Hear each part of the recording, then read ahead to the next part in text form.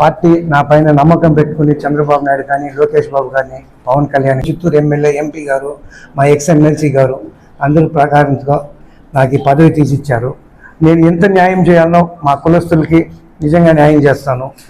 20,000 దొరబాబు అన్న, నేను ఈ క్లస్టర్లు ఉంటే నువ్వు ఆ క్లస్టర్కి వెళ్ళు, నీ కులస్తులు ఉండారు.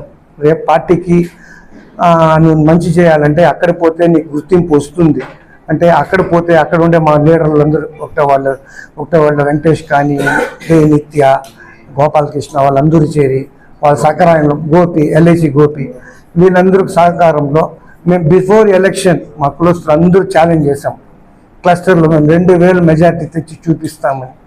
ఆ 2,000 ఆఫ్టర్ ఎలక్షన్ 19,947 ఓట్ల మెజార్టీ వచ్చింది.